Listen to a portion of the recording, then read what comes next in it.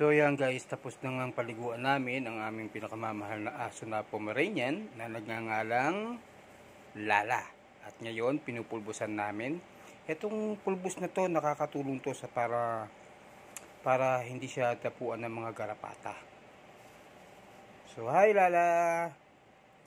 So ang sarap ng pakaramdam mo, no? It's good. So pulbo, lagay ka ng pulbo. Kainin. Huwag mo kainin, baka malasong ka. Aray, kina. Ba't nausog kayo na nausog dyan? Ano nangyari? Nasakit ko eh. Napakalikot na aso. Pero napakalambing naman.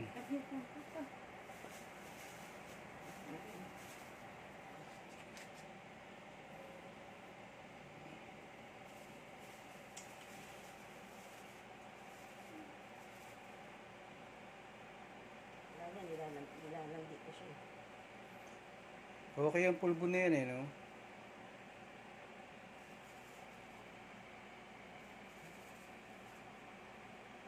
Kailangan ba lahat talaga lalagyan?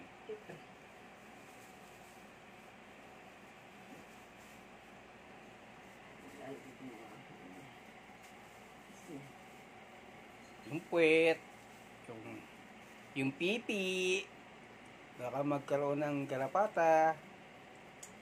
Ba? Ang harap ha?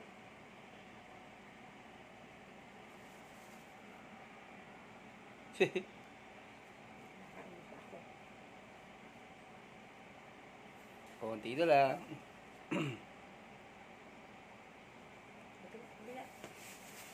Kabila naman. Kabilang side. Itong mga Pomeranian na malalambing na aso to eh. Huwag mo kainin. At syempre, higa lang.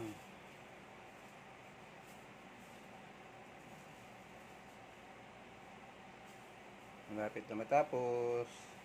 Relax lang. Parang gusto-gusto niya yung pulbo ah. Hindi siya masyadong malikot ngayon ah. Yung himas. Gustong-gusto yung himas. O kasi hindi siya masyadong malikot oh.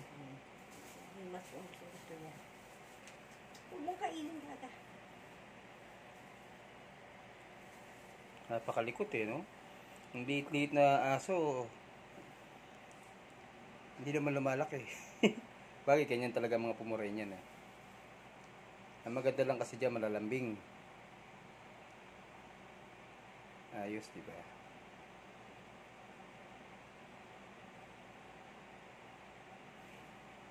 Nahimik na eh, oh. Siguro inaantok. Kasi bagong ligo eh. Yan, ang pepe, ang pipi.